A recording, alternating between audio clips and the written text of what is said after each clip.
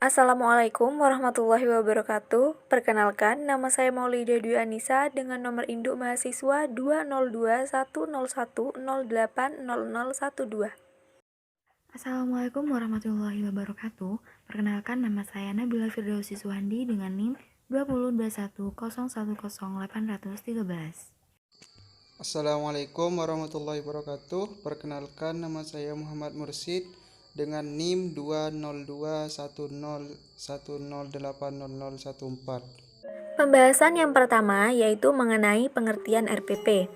Rencana Pelaksanaan Pembelajaran atau disingkat RPP adalah pegangan seorang guru dalam mengajar di kelas. RPP dibuat oleh guru untuk membantunya dalam mengajar agar sesuai dengan standar kompetensi dan kompetensi dasar pembelajaran. Rencana Pelaksanaan Pembelajaran atau RPP berisi mengenai peraturan yang berkenaan dengan perkiraan atau proyeksi tentang apa yang akan dilakukan pada saat kegiatan belajar mengajar berlangsung. Kemungkinan pelaksanaan pembelajaran sesuai dengan rencana pelaksanaan pembelajaran yang telah direncanakan ataupun tidak karena proses pembelajaran bersifat situasional. Apabila perencanaan ditulis secara matang, maka proses dan hasil pembelajaran tidak akan jauh dari perkiraan.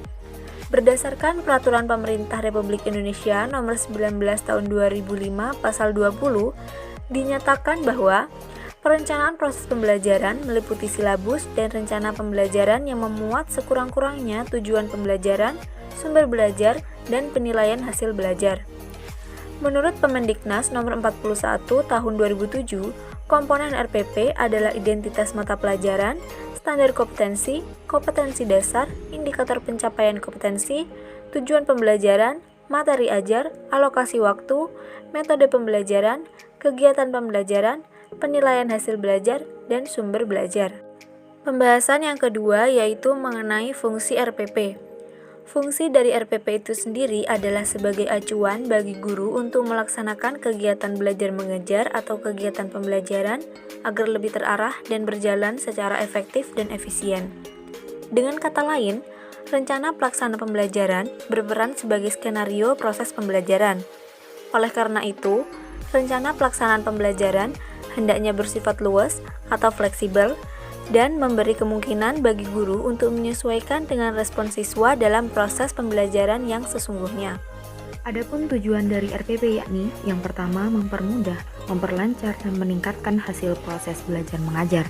Yang kedua dengan menyusun rencana pembelajaran secara profesional, sistematis, dan berdaya guna, maka guru akan mampu melihat, mengamati, menganalisis, dan memprediksi program pembelajaran sebagai kerangka kerja yang logis dan terencana.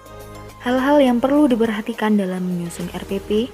Menyusun RPP kurikulum 2013 yang direvisi pada tahun 2018, ada beberapa hal yang perlu diperhatikan untuk tercapainya kompetensi yang ingin dicapai. Antara lain, yang pertama, mengintegrasikan penguatan pendidikan karakter atau PKK di dalam pembelajaran. Karakter yang diperkuat yaitu religius, nasionalis, mandiri, gotong royong, dan integritas. Kemudian yang kedua, mengintegrasikan literasi yaitu diantaranya yang pertama literasi dini, kedua literasi dasar, ketiga literasi perpustakaan, keempat literasi media, kelima literasi teknologi, dan yang keenam literasi visual. Yang ketiga, mengintegrasikan keterampilan abad 21 atau 4C yaitu yang pertama kreatif, kemudian critical thinking, kemudian komutatif, yang terakhir kolaboratif. Kemudian yang keempat, mengintegrasikan higher order thinking skill atau HOTS yang merupakan kemampuan berpikir kritis, logis, reflektif, metakognitif, dan berpikir kreatif. Peserta didik mampu untuk memprediksi, mendesain, dan memperkirakan. Saya di sini akan menjelaskan mengenai komponen dan langkah pembuatan RPP. Menurut Permendikbud Nomor 81 Tahun 2013, lampiran keempat tentang implementasi kurikulum pedoman pembelajaran, RPP paling sedikit memuat yang pertama yaitu tujuan pembelajaran, yang kedua materi pembelajaran, yang ketiga metode pembelajaran, dan yang keempat sumber belajar, dan yang terakhir yaitu penilaian. Berikut ini terdapat 3 komponen penting RPP. Yang pertama yaitu pendahuluan.